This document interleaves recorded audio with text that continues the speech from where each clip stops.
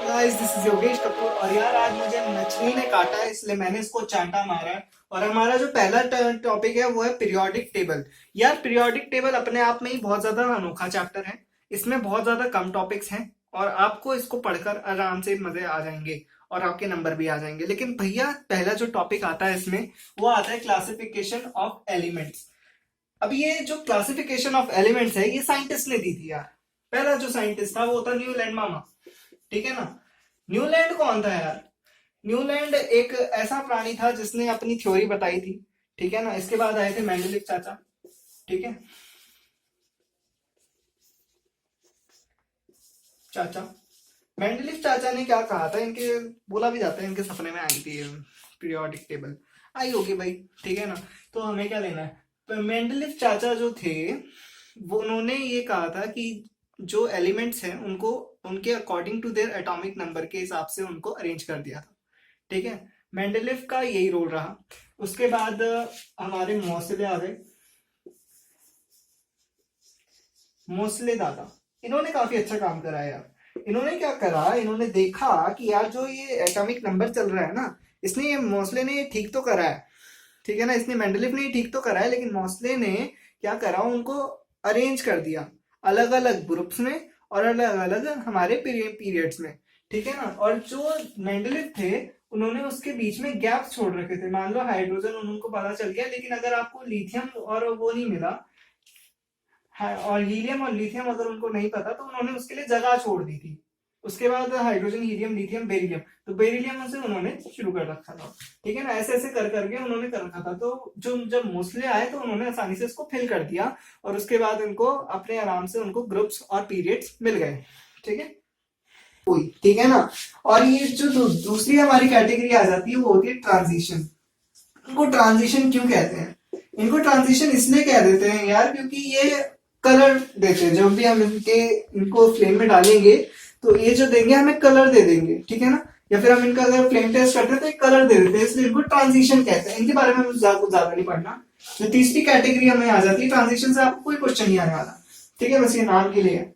और जो तीसरी आ जाती है वो आ जाती है हमारे नॉन मेटल कैटेगरी। ठीक है ना। अब ये नॉन मेटल कौन से होते हैं, क्या ये रिएक्ट करते हैं? हाँ भैया रिएक्ट करते हैं, बहुत ज्यादा रिएक्ट करते हैं। ठीक है ना। और जबकि इसका जो 17 वाला है ये बहुत ज्यादा रिएक्ट करता है। जो मतलब 17 जो हमारा ग्रुप है ये काफी ज्यादा रिएक्टिव ग्रुप है। और ये जो ट्रांजिशन एलिमेंट्स हैं, करेक्ट, और ये जो ट्रांजिशन एलिमेंट्स होते हैं यार ये ग्रुप 3 से शुरू होते हैं और ये खत्म होते हैं ग्रुप 12 तक। और ये जो नॉन मेटल होते हैं ये ग्रुप क्या कहते हैं 13 से शुरू होते हैं और खत्म हो जाते हैं 17 तक। 17 बहुत ज्यादा रिएक्टिव होता है। ठीक है। तो जो नॉन मेटल है और ये रिएक्टिव जो मेटल्स होते हैं ये एक्चुअली में मेटल्स होते हैं। इनके पास मेटल्स मतलब कौन होते हैं? मेटल्स और नॉन मेटल्स होते क्या है, पहले तो ये देखते हैं। मेटल्स वो होते हैं जिनके पास एक एक्स्ट्रा इलेक्ट्रॉन होता है, जिनकी इलेक्ट्रॉनिक कॉन्फ़िगरेशन कुछ ऐसी होती है 281। ठीक है ना। 282, 283, मतलब क्या कहते हैं, जिनके पास 4 से कम अगर लास्ट वैलेंस शेल में उनके अगर 4 से कम होते हैं तो हम उनको मेटल कह देते हैं। ठीक है ना। तो जो मेटल होते हैं वो हमारे रिएक्टिव ग्रुप में आ जाते हैं और जो नॉन मेटल होते हैं वो हमारे इस पैकेट में लाया करते हैं। जो नॉन मेटल होते हैं उनके पास जो होते हैं एक, जैसे कि उनकी जो वैलेंसी होती है वो होती है 6 7, जो उसके वैलेंस इलेक्ट्रॉन्स होते हैं वो होते हैं 6 7 8 6 7, हाँ 5 6 7 नहीं होते हैं। ठीक है।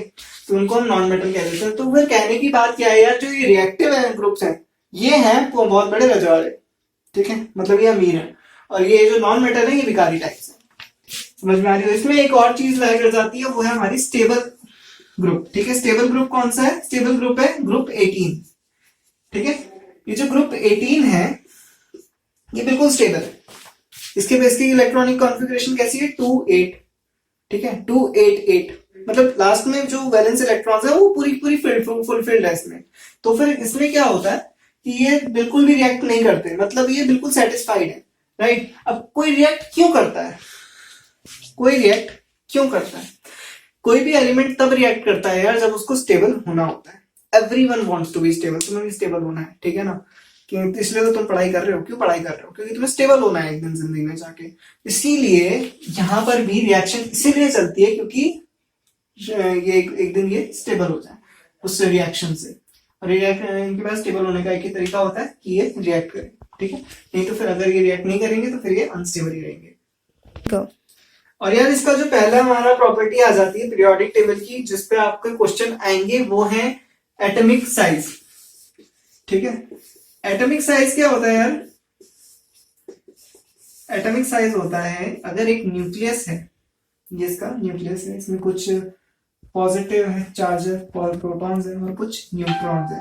ठीक है, प्रोटॉन और प्लस न्यूट्रॉन ही इसमें न्यूक्लियस में रहते हैं, और जो आपकी इलेक्ट्रॉन शेल्स हैं, इलेक्ट्रॉन जो होते हैं वो बाहर होते हैं।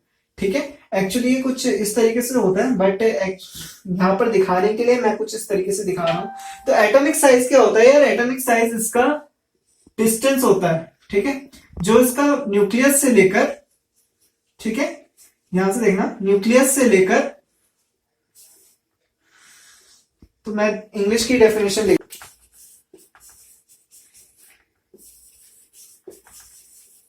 from the nucleus to the outermost shell is called atomic radius. ठीक है, एटॉमिक रेडियस। यार ये कैसे इफेक्ट कर जाता है हमें?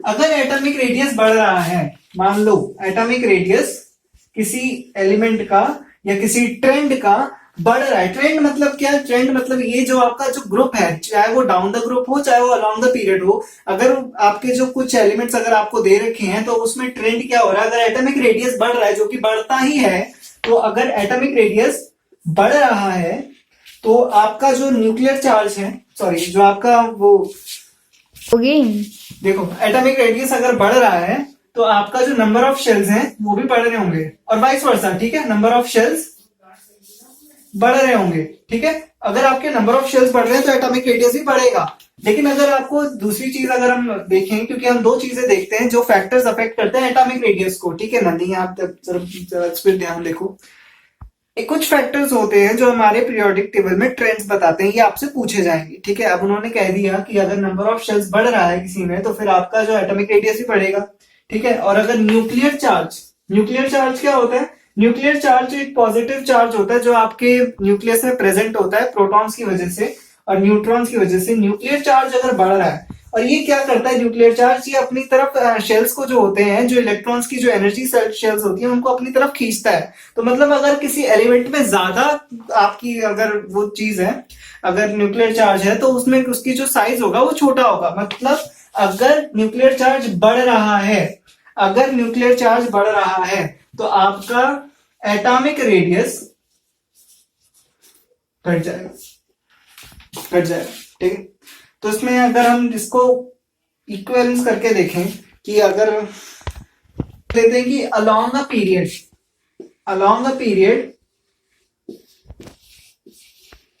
एक एटॉमिक रेडियस कैसे अफेक्ट होता है। ठीक है ना, देखो यार, अलोंग अ पीरियड है तो उसमें यार जरा दिमाग लगाओ कि आपकी जो नंबर ऑफ शेल्स हैं वो बढ़ नहीं रही है। मतलब उसका जो इलेक्ट्रॉन है वो बढ़ता जा रहा है लेकिन नंबर ऑफ शेल्स नहीं बढ़ रही है। तो अगर नंबर ऑफ शेल्स, ठीक है, नंबर ऑफ शेल्स अगर सेम है, अनअफेक्टेड है, ठीक है, तो क्या एटॉमिक रेडियस पे कोई इफेक्ट होगा? नहीं होगा। ठीक है ना, एटॉमिक रेडियस पे भी कोई भी अफेक्ट नहीं होगा, अनअफेक्टेड रह जाएगा। ठीक है ना, एटॉमिक रेडियस भी अफेक्ट नहीं होने वाला, नंबर ऑफ शेल्स नहीं है। मतलब बाजी किसके हाथ में है? न्यूक्लियर चार्ज के हाथ में। न्यूक्लियर चार्ज पे आ गया। न्यूक्लियर चार्ज बढ़ेगा या घटेगा?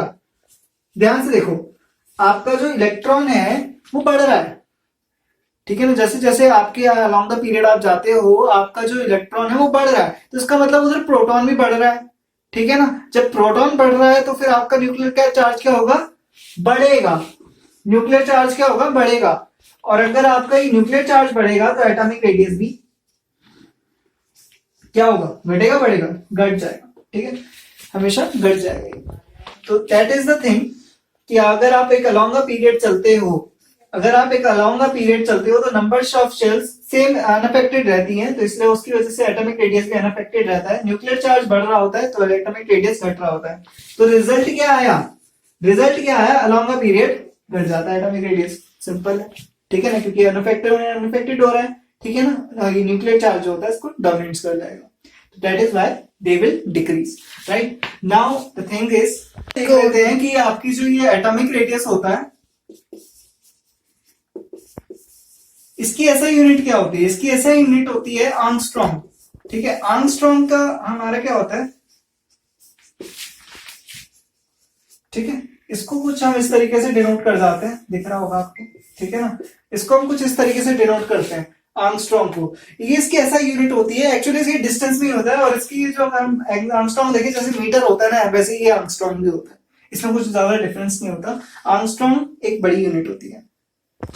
जो हमारा अब क्या नाम है आपका ग्रुप होते हैं, जैसे ग्रुप 2 में, अब कुछ एक्सेप्शंस की बात कर लेते हैं, ठीक है ना, जो बड़े बड़े मतलब जिनका एटॉमिक रेडियस सबसे ज्यादा बड़ा है।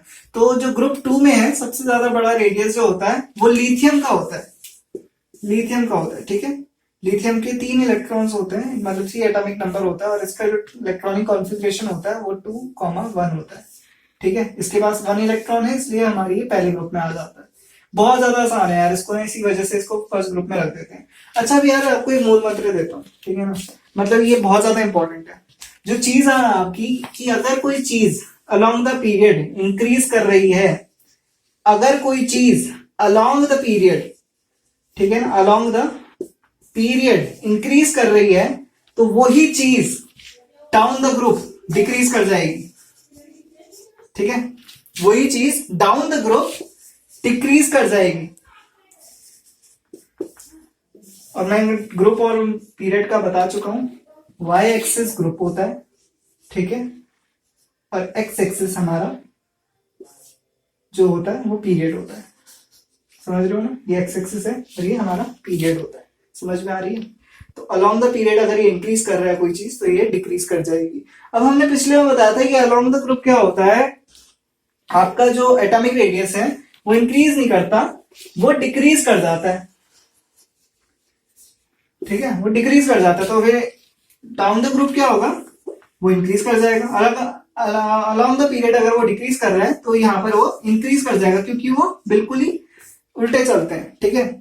और इसका अगर आपको साइंटिफिक रीजन भी देखना है तो देख सकते हो। अगर आप देखें हाइड्रोजन, और आपका आ जाता है इसमें फिर लिथियम, ठीक है, हाइड्रोजन, लिथियम,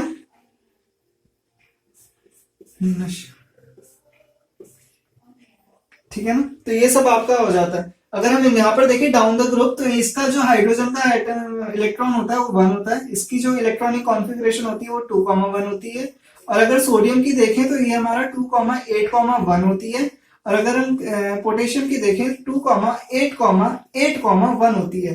तो कुछ इस तरीके से चल रहा होता है यार काम, ठीक है ना। तो आपके जो नंबर ऑफ शेल्स है वो इंक्रीज कर रहे हैं, जैसे ही वो नंबर ऑफ शेल्स आपके इंक्रीज करते हैं, उससे वैसे ही आपका जो एटॉमिक रेडियस है वो भी इंक्रीज कर जाता है। तो जब अगर वो इंक्रीज कर जाएगा, तो आपका जो न्यूक्लियर चार्ज है वो रेसेसिव हो जाता है, और जो ये आपका नंबर ऑफ शेल होता है ये डोमिनेंस कर जाता है इसी चीज को। इसीलिए डाउन द ग्रुप जो होता है, आपका जो एटॉमिक रेडियस है वो इंक्रीज कर रहा होता है, ठीक है ना। लेकिन मैंने आपको जैसे बताया, अगर किसी कोई चीज अलोंग द पीरियड डिक्रीज कर रही है, तो डाउन द ग्रुप उसका उल्टा होगा, ठीक है। तो ये सब चीज आपको याद रखनी है यार। और अगर आपको देखना है कि पीरियोडिक टेबल में जिसका सबसे ज्यादा बड़ा किसी का अगर वो है एटॉमिक साइज है, तो वो है नियॉन। इसका भी एक रीजन है, ठीक है, इसका भी एक रीजन है। हमारा एटॉमिक रेडियस उसका इतना ज्यादा बड़ा क्यों होता है, उसका रीजन है यार कि आपका जो इलेक्ट्रॉन होता है वो रिपल्जन हो जाता है आउटर मोस्ट शेल में, रिपल्शन होना शुरू हो जाता है आउटर मोस्ट शेल में, इलेक्ट्रॉन्स का रिपल्जन होना शुरू हो जाता है। आपको पता है ना रिपल्शन कब होता है, जब नेगेटिव नेगेटिव इलेक्ट्रॉन्स अगर पास में आते हैं तो उनका रिपल्शन होता है, ठीक है ना। मैं अनलाइक अगर लाइक मेटल्स होते हैं या फिर लाइक चार्जेस होते हैं, वो हमेशा एक दूसरे को रोपेल करते हैं, तो उसी रिपल्शन की वजह से आउटर मोस्ट में रिपल्शन हो जाता है, ठीक है, जिसकी वजह से न्यूक्लियर चार्ज जो होता है वो कैंसिल हो जाता है। न्यूक्लियर चार्ज जो होता है वो कैंसिल हो जाता है, मतलब न्यूक्लियर चार्ज का कुछ ज्यादा फर्क पड़ता नहीं है उसमें। तो इसी वजह से नियॉन की जो आउटर मोस्ट शेल है वो बहुत ज्यादा दूर चली जाती है उससे, और उसकी जब वो दूर चली जाती है तो नियॉन बन जाता है हमारा पीरियोडिक टेबल का सबसे बड़ा एटम, ठीक है, यही होता है। महत्वपूर्ण फीचर्स पीरियोडिक टेबल के वो है यार साइलेंट फीचर्स, ठीक है ना। तो यार इसके कुछ फीचर्स हैं, ठीक है, और फीचर्स में सबसे पहले जो चीज आ जाती है वो है इसके जो होते हैं इसमें 18 ग्रुप्स होते हैं, ठीक है यार, इसमें बहुत ज्यादा लोग कंफ्यूज हो जाते हैं, तो इसको जरा ध्यान से देखना। 18 ग्रुप्स होते हैं और 7 पीरियड्स होते हैं, ठीक है, 7 पीरियड्स होते हैं। पीरियड्स कैसे होते हैं यार, इसमें हमारे जो पीरियड्स होते हैं, जो ग्रुप्स होते हैं, वो हमारे वर्टिकली होते हैं, ठीक है, वर्टिकल लाइन पे होते हैं, ठीक है, जैसे कि ये वाला लाइन, ठीक है। और जो हमारे 7 पीरियड्स हैं वो हमारे हॉरिजॉन्टल लाइंस पे होते हैं। अगर नहीं याद आ रहा ना, एक्स एक्सिस ये होती है, ठीक है, वाई एक्सिस ये होती है, समझ में आ रही है?